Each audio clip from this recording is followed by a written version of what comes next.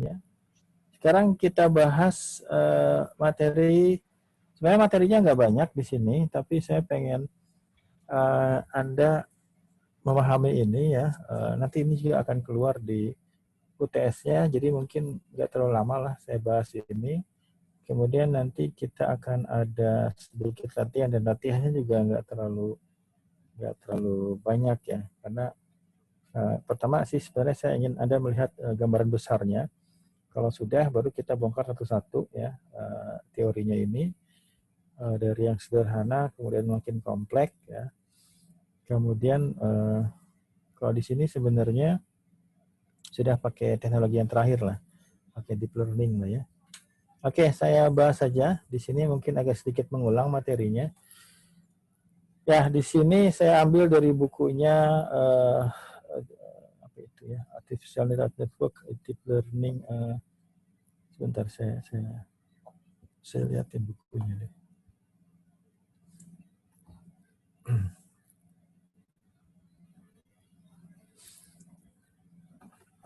Bentar ya, biar kelihatan sumbernya dari mana. Ya, oke.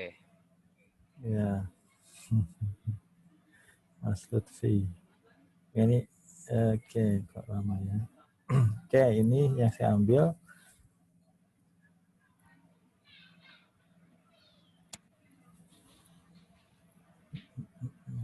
Online soalnya. Iya, ini judul bukunya.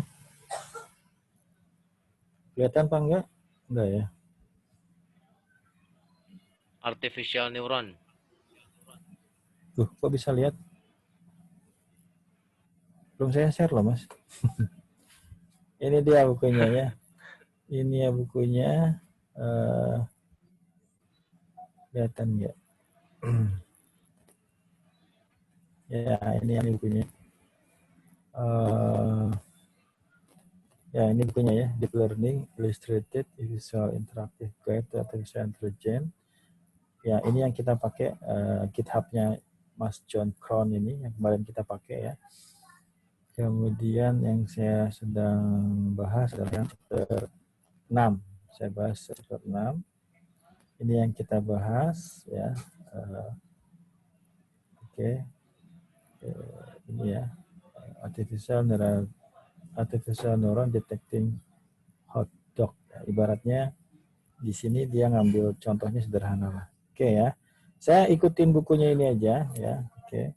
Jadi dia akan mencoba memberikan ilustrasi sederhana mengenai detecting itu apa detecting, membedakan ya. Di sini ada hot dog ya, ada makanan hot dog ya. Kalau kita nggak familiar mungkin ya, kita orang Indonesia nggak familiar seperti apa hot dog ya, kita lihatlah gambarnya ya.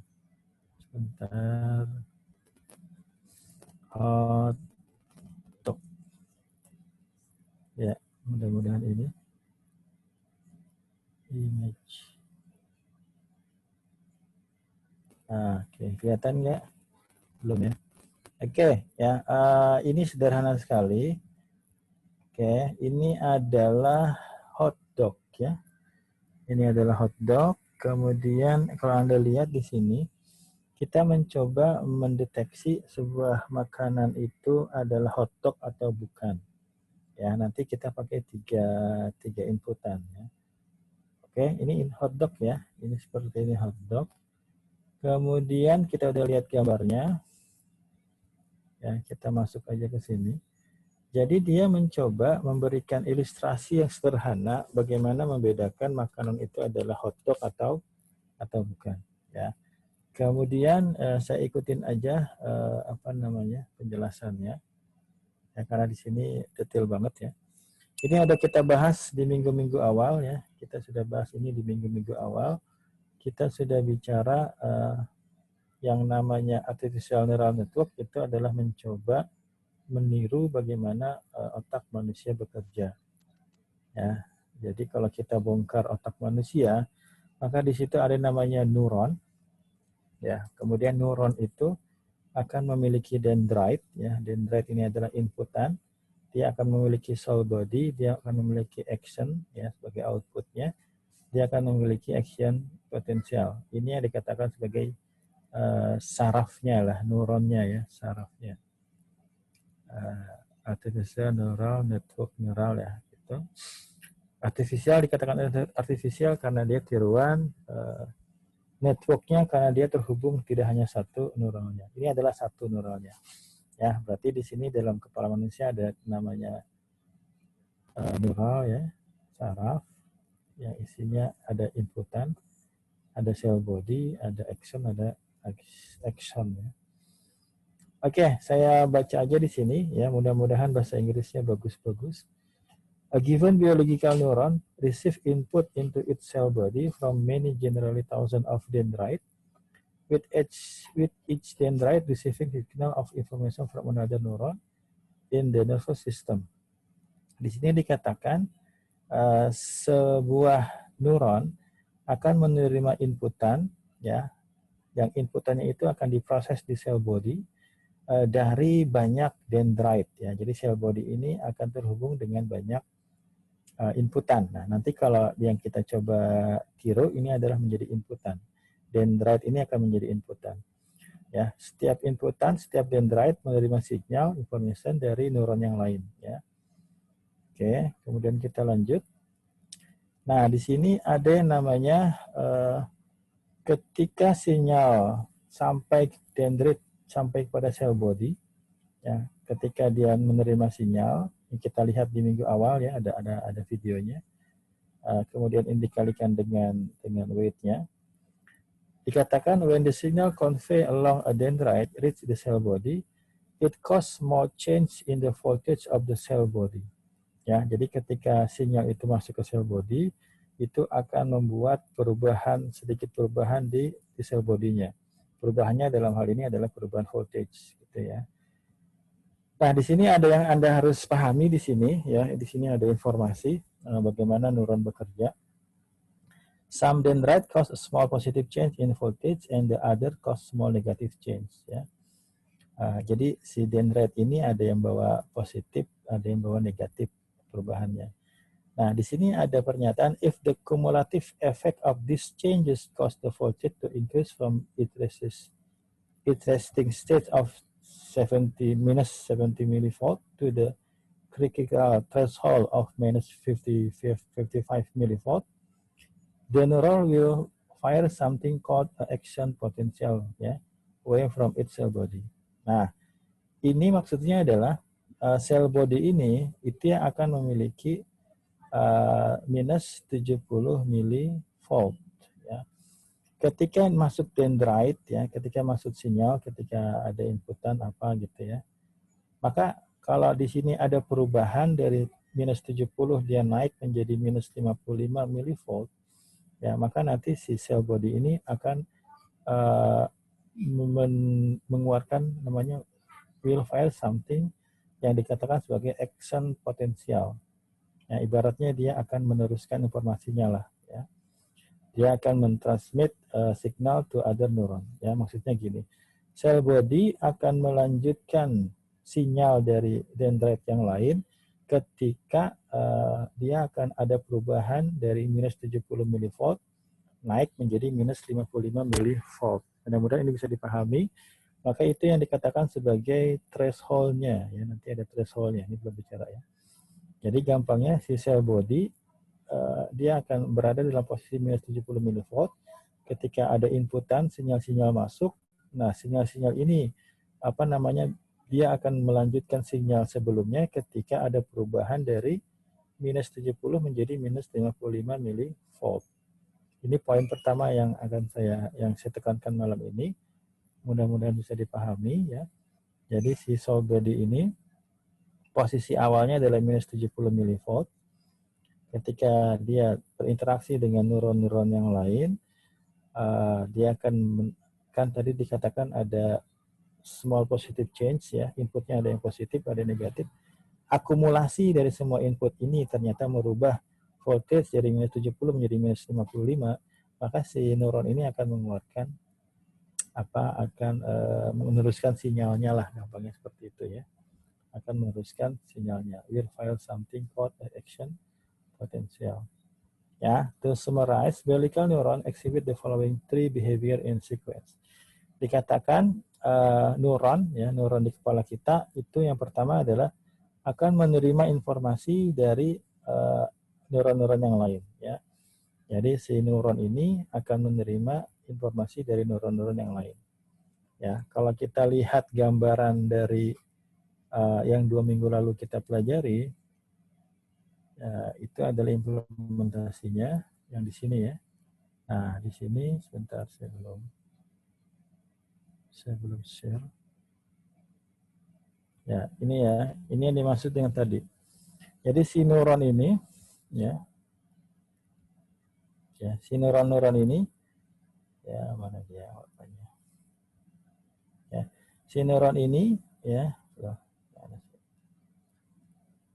oke, ya si neuron ini ya akan menerima inputan dari neuron-neuron yang lain. Ya, kemudian ketika ada lonjakan voltage dari minus 70 menjadi minus 55 minimal, maka dia akan melanjutkan sinyal itu ke neuron berikutnya. Ini yang dimaksud dengan yang tadi kita bahas. Ya, kita lanjut aja. Sebenarnya nggak banyak sih, tapi ya kita sampaikan aja. Aggregate this information via change in cell. Ya, ada apa Mas Syafet? Aggregate in this information via change in cell at the cell body. Ini udah kita bahas tadi. Transmit a signal if the cell voltage cross the threshold level. Ya, tadi ya. Jadi yang pertama adalah receive information from many other neuron. Yang pertama mengatakan sebuah neuron akan menerima inputan dari neuron yang lain. Itu yang pertama. Yang kedua adalah agregat, itu adalah jumlah dari masing-masing ini. Aggregate this information via changes in the cell voltage at the cell body. Ya, jadi nanti semua inputan ini dikalikan dengan weight. Ya, kalau dia ada threshold tertentu, maka dia akan dilanjutkan. Ya, ini yang kita bahas di sini. Oke, selanjutnya. Nah, ini juga udah kita bahas sebenarnya. Kita bahas masalah perseptron. In the late 50s, the American neurobiologist Frank Rosenblatt published an article on his perceptron. Tahun 50-an ada ahli neurobiologis namanya Frank Rosenblatt. Dia mengeluarkan sebuah artikel namanya adalah mengenai perseptron. Ya. Jadi perseptron ini adalah implementasi dari neuron tadi. Jadi ini adalah perseptron. An algorithm influenced by his understanding of the biological neuron, making the earliest formulation of an artificial neuron. Jadi, si perkembangan dari artificial neural network itu mulainya tahun 50-an dari artikel dari orang namanya Frank Rosenblatt ya. Dia bikin artikel mengenai perseptron. Nah, di sini dia gambarkan ini yang dimaksud dengan perseptron. Ya, perseptron itu ada inputan, kemudian ada neuronnya, kemudian ada outputnya. Sama seperti tadi gambaran dari neuron seperti ini. Nah, jadi orang pertama yang bikin ide itu adalah namanya Frank Rosenblatt. Oke, dikatakan perseptron adalah analogi dari analogis to living information. The perceptron can seperti neuron, ya perseptron bisa menerima inputan dari multiple other neuron, kemudian aggregate those input via simple arithmetic operation called the weight sum. Nah, ini akan kita bahas malam ini. Kita akan bahas weight sum.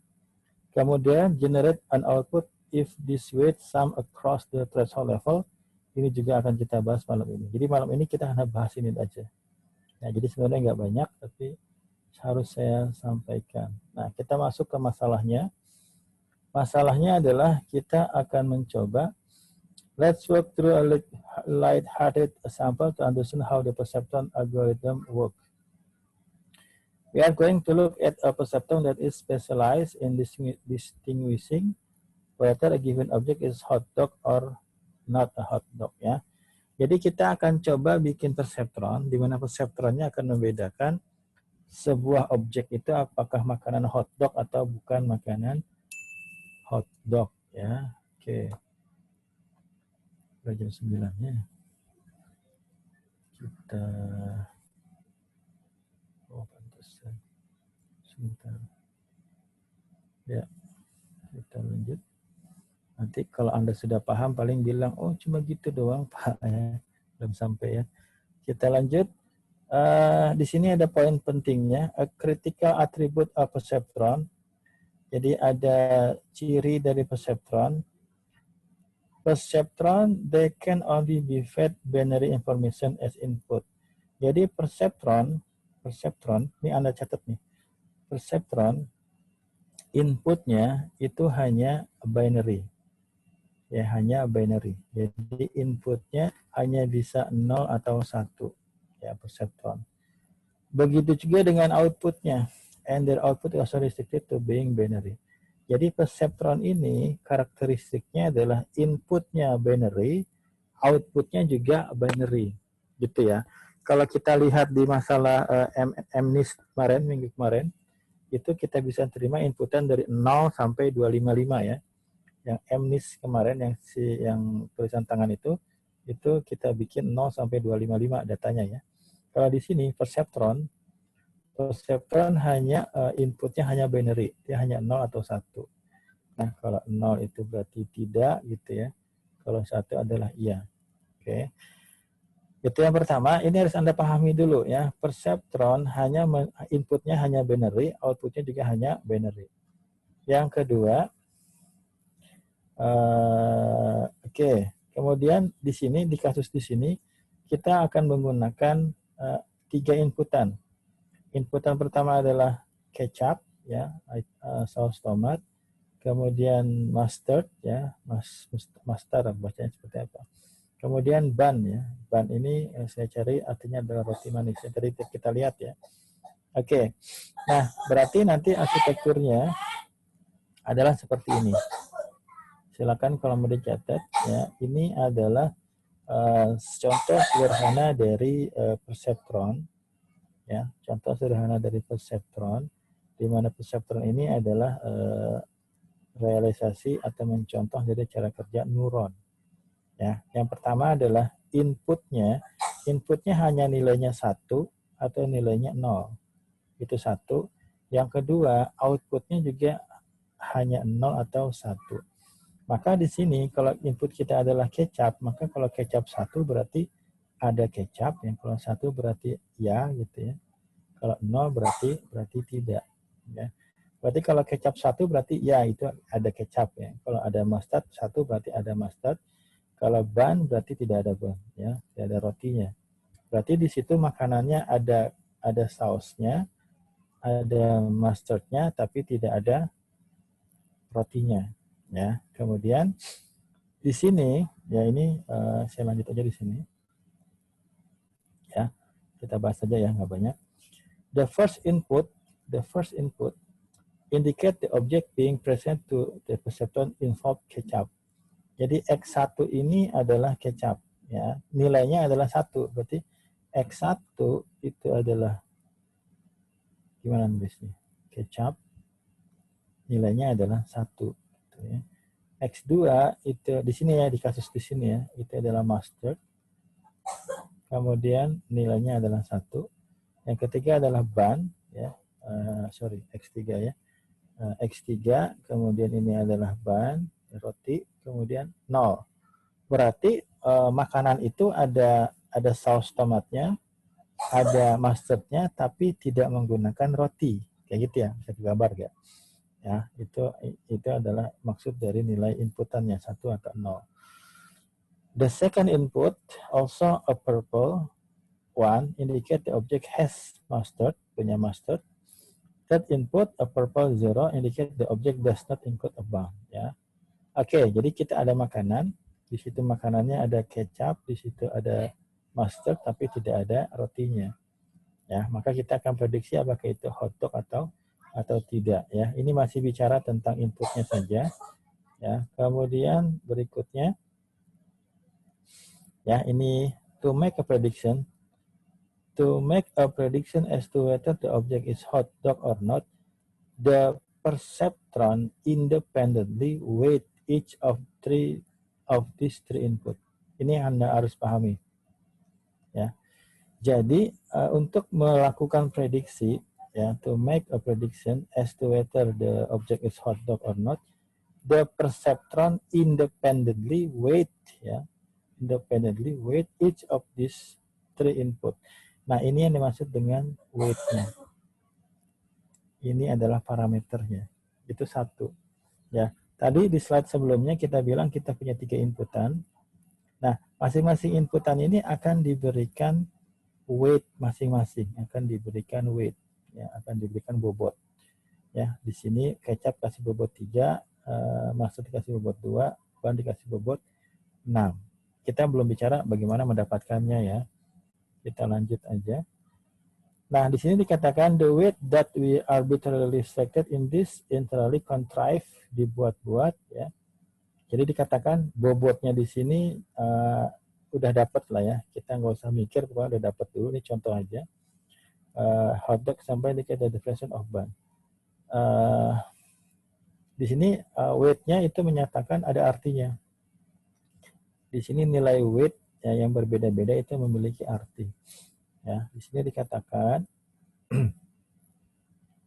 example indicate that the presence of bun, ya, keberadaan dari roti memiliki bobot paling besar. Bobotnya berapa?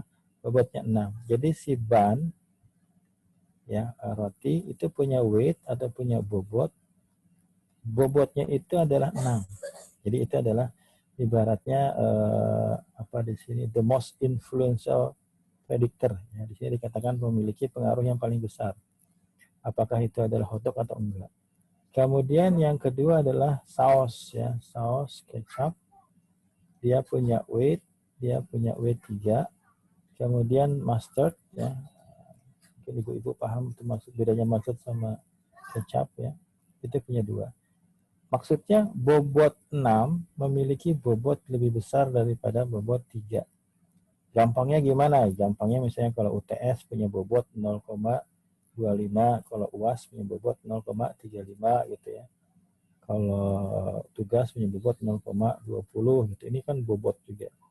Ya, dia memiliki pengaruh. Nah, di sini pengaruhnya, pengaruh bunnya roti itu ada 6. Berarti lebih tinggi ya. Dia punya. Jadi setiap inputan memiliki pengaruh yang berbeda ditunjukkan dari weight yang berbeda. Bisa dipahami itu ya. Jadi nilai weight yang berbeda menunjukkan nilai apa di sini dikatakan influential predictor ya, pengaruh dari prediktornya ini. Jadi input bisa juga dikatakan sebagai prediktor. Semakin nilai tinggi nilainya maka dia punya nilai pengaruh yang lebih tinggi ya. Ini mudah-mudahan bisa dipahami. The intermediate weight predictor is ketchup with its weight 3, ini kita bahas ya, ini juga kita bahas ya. Nah, jadi setiap inputan akan memiliki weight masing-masing. Weight masing-masing ini akan memiliki arti, akan memiliki pengaruh yang berbeda-beda. Kita belum bicara bagaimana mendapatkan weight-nya, di sini sudah dapat weight-nya.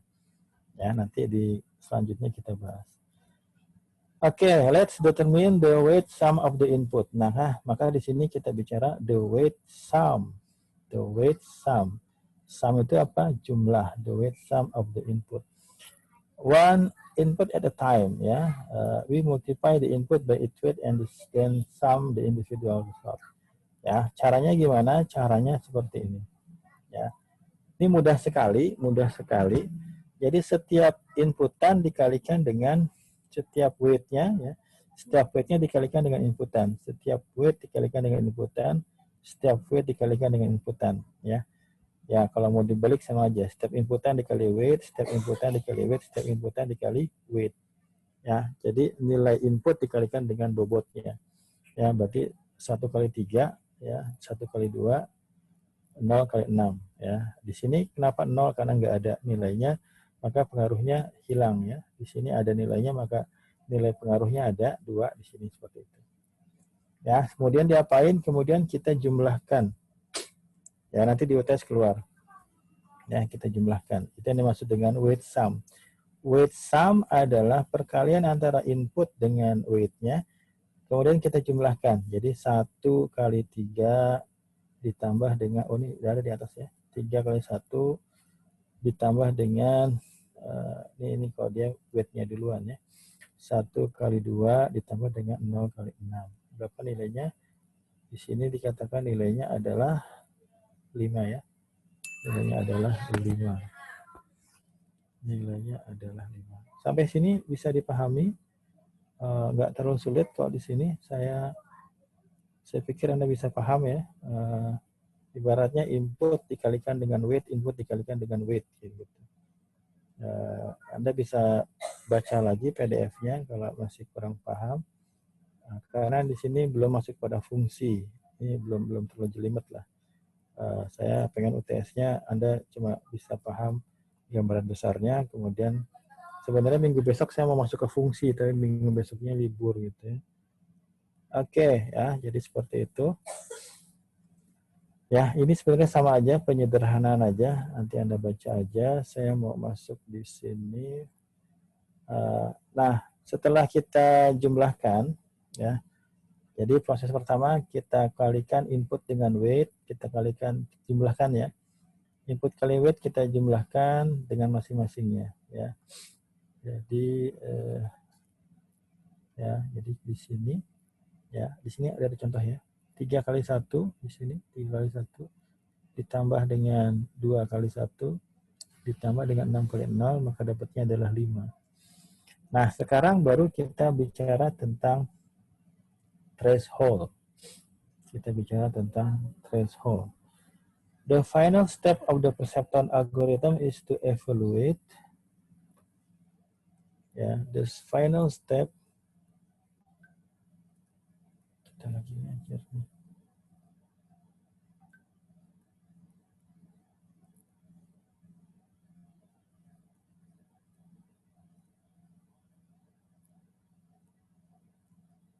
Oke. Ya. Okay. Lanjut ya. The final step of the perceptron algorithm is to evaluate whether the weight sum of the input greater than the neuron threshold. Jadi kita punya yang namanya threshold. Ya, ini kadang-kadang suka kelewat sama penjelasan yang lain. Jadi kita menentukan sebuah threshold, sebuah ambang batas, ya. Misalnya di sini kita punya ya, kita punya aturan ya. Ya, kalau weight dikalikan dengan input itu lebih besar daripada threshold, maka outputnya adalah 1. Kalau weight dikalikan dengan input itu lebih kecil dari threshold, maka outputnya adalah 0. Ya, maksudnya gimana? Saya langsung aja ke sini. Oke, misalnya di sini ini adalah nilai threshold-nya ya. Ini adalah nilai threshold-nya. Nah, nilai threshold-nya sendiri, gimana aja threshold? Ya. Jadi kita punya sebuah nilai, ini juga udah ditentukan ya, nilai threshold-nya adalah 4. Ini akan menjadi ambang batasnya. Ya. Jadi kalau saya bikin agak dinamis ya. Tadi kita punya di sini saya punya kecap. Saya punya kecap ya. Saya punya apa tadi, mustard. Kemudian saya punya apa tadi, ban ya. Saya punya ban. Kemudian si kecap nilainya adalah 1, berarti ada nilainya. Mustard adalah 1, kemudian si ban adalah 0. Kemudian kita kasih weight, weight-nya 32. Weight-nya adalah 3, 2, sama 6. Begini ya, 3, 2, 6. Nah ini adalah kita kasih nilai threshold-nya. Threshold-nya adalah, kok 6 sih. Threshold-nya adalah 4 ya. Ini adalah nilai 4. Nah, nanti di sini kita mau bilang dia apakah 0 atau 1. 0 berarti tidak hotdog, 1 berarti ya hotdog gitu ya. Caranya gimana? Yang ini adalah threshold-nya. Ini adalah threshold-nya, ambang batasnya. Aturannya gimana? Aturannya adalah ketika sum WI, XI lebih besar daripada threshold, mudah-mudahan giginya benar, maka ini outputnya adalah 1 kayak gitu. Kalau weight lebih kecil daripada threshold, maka outputnya adalah 0. Maksudnya gimana? Maksudnya ini kita hitung dulu nih. Ini kita hitung dulu. Cara ngitungnya gimana? Berarti sigma weight dikalikan dengan xi, berarti ini adalah weight 1 dikalikan dengan x1 ditambah dengan W2 dikalikan dengan X2 ditambah dengan W3 kali X3. W1-nya berapa? W1-nya 3. X1-nya berapa? X1-nya adalah 1. Ini X1 ya. Ditambah dengan W2. W2-nya berapa? 2 dikalikan dengan X2-nya berapa? X2-nya 1. Ya. Ini adalah X2. Ditambah dengan X3, W3-nya berapa? 6. 6 dikalikan dengan X3-nya berapa? X3-nya adalah 0. Ini dimaksud dengan weighted sum. Ya, weighted sum. Ya, setiap inputan yang dikalikan dengan weight-nya itu kita jumlahkan. Berarti 3 ditambah 2 ditambah dengan 0. Maka sama dengan 5. Maka 5 ini apakah lebih besar daripada threshold-nya? Ya, threshold-nya berapa? Ini kita ambil di sini ya. Saya ambil enak banget. Ya, kita ambil di sini aja. Si 5 ini apakah lebih besar daripada threshold-nya? Ini saya ngejar threshold salah deh. Threshold-nya berapa? Threshold-nya adalah 4. Threshold-nya adalah 4. Maka apakah 5 lebih besar daripada 4? Oh iya, maka kalau seperti ini terpenuhi maka output-nya adalah 1. Apa yang maksud dengan outputnya 1? Maka ini adalah ya, itu adalah hot dog. Ya. 1 itu berarti ya. 1 itu berarti ya. Nah, ini dipahami dulu, nanti kita rubah rumusnya. Tapi dasarnya dari sini. Ya. Dapatnya dari mana threshold-nya, Pak? Ya, nanti kita adjust juga.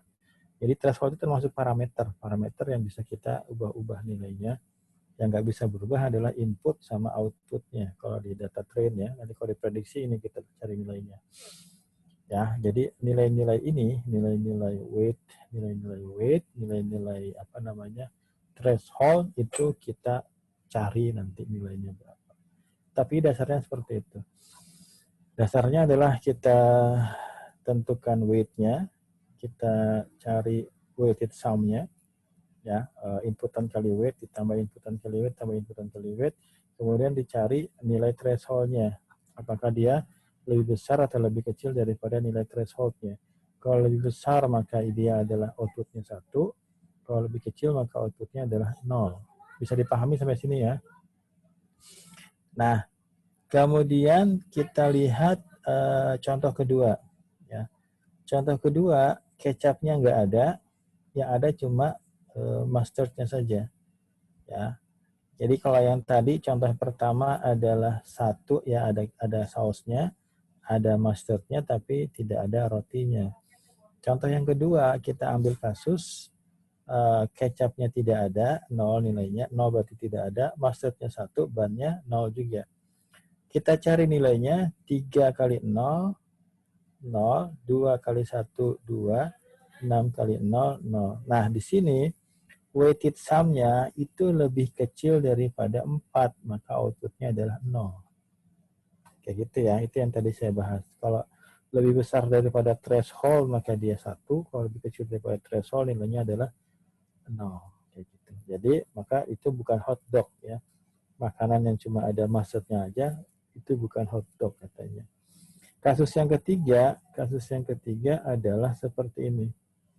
In our third and final perceptron example, the artificial neuron evaluate the object that involve neither mustard nor ketchup. Nggak ada sausnya, nggak ada mustardnya. Yang ada cuma rotinya doang. Ya. Kita lihat weight-nya. Weight-nya di sini 3, di sini 2, di sini 6. 3 kali 0, 0, 2 kali 0, 0, 6 kali 1, 6. Setelah kita jumlahkan, ya, dapatnya adalah 6. 6 lebih besar daripada nilai threshold-nya.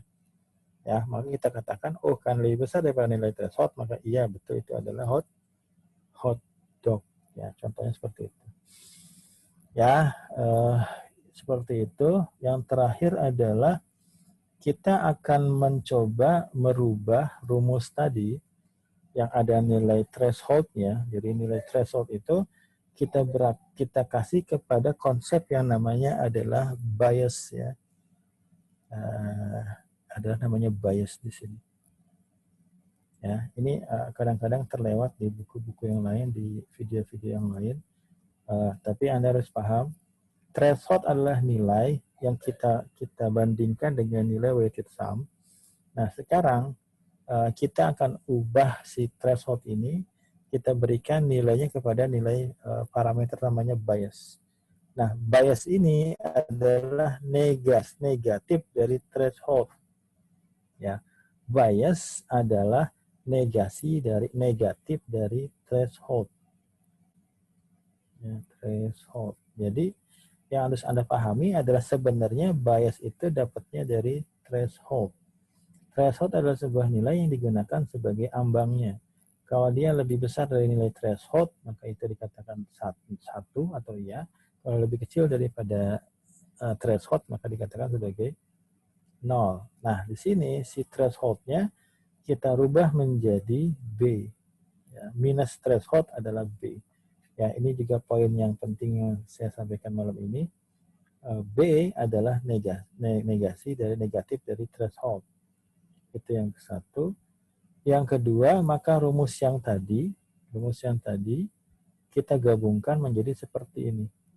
Ya, ini bacanya apa? Bacanya adalah jika W, jadi bacanya dari sini duluan. Jika W tambah X tambah B, ya.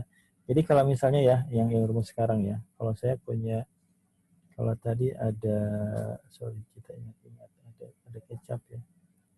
Nah, coba injek kecap. Ketchup, ya. Kemudian ada mustard,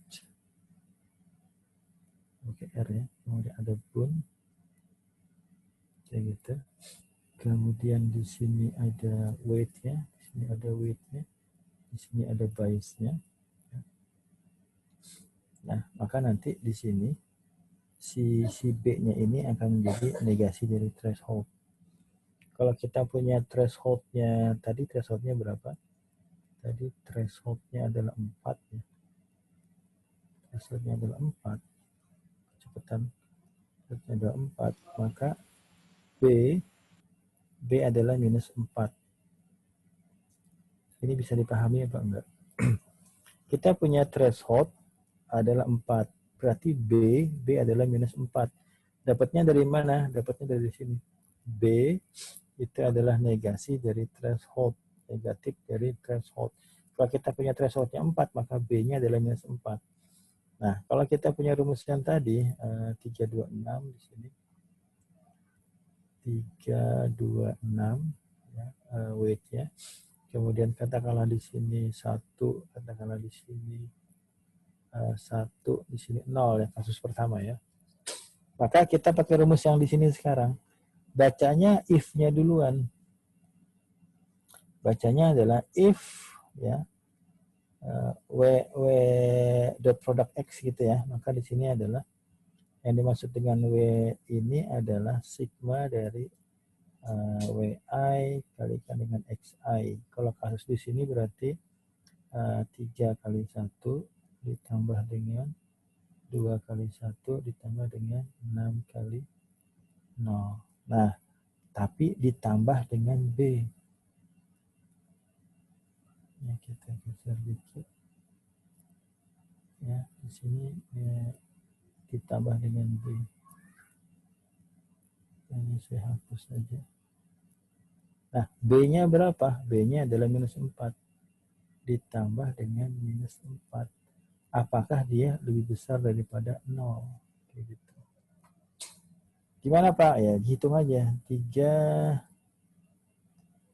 tambah 3 kali 1, 3. 2 kali 1, 2. Ditambah dengan 0. Dikurang 4. Apakah lebih besar daripada 0? 5 tambah 2. 3 tambah 2. 5. 5 kurang 4, 1. Apakah 1 lebih besar daripada 0? Iya. Kalau dia lebih besar daripada 0, ya nilainya, maka outputnya adalah 1. Itu adalah perubahannya di situ. Kalau sudah, kuliah kita selesai ya. Bisa dipahami yang di sini? Jadi di sini kita masukkan threshold-nya ke rumusnya. Ini rumus terakhirnya. Ya, rumus terakhirnya seperti ini. Ya, jadi bacanya adalah jika weight dikalikan dengan X tambah B lebih besar pada 0, maka outputnya adalah 1. Kalau tidak, otherwise, maka outputnya adalah 0. Saya kasih satu lagi, terakhir ya. Jadi di sini, rumus yang di sini mengatakan, if weight kali X tambah B, ya. Jadi sebenarnya kalau kita mau baca, if weight kali X tambah B lebih besar daripada 0, ya, maka outputnya 1.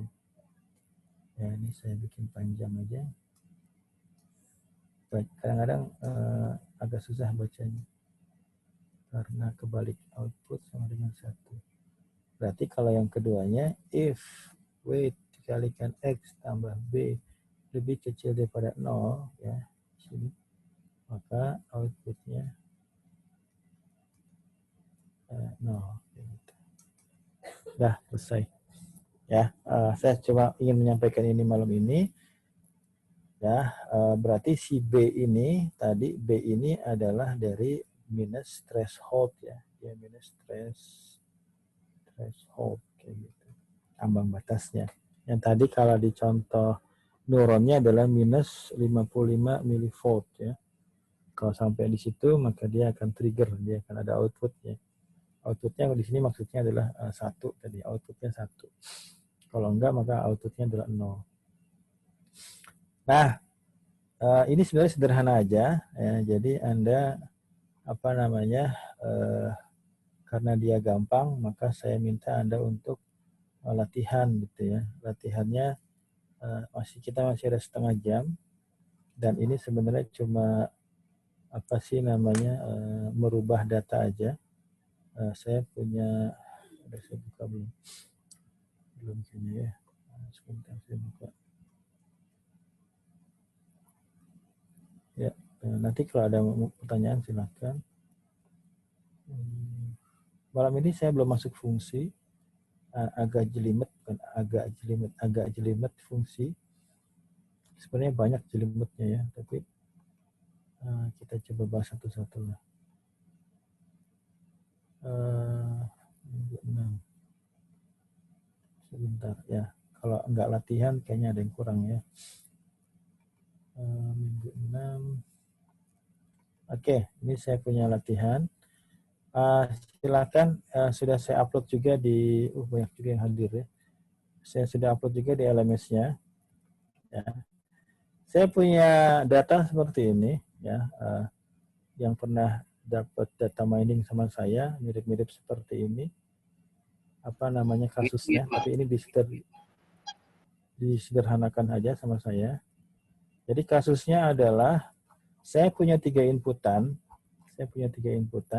dan inputnya ini saya kondisikan sesuai dengan perseptron. Ya, jadi kasus ini saya sesuaikan dengan perseptron. Maksudnya apa? Perseptron hanya menerima inputan binary, apakah dia 1 atau 0. Maka di sini saya punya 3, ini kasusnya adalah data di ini ya, data di HRD ya.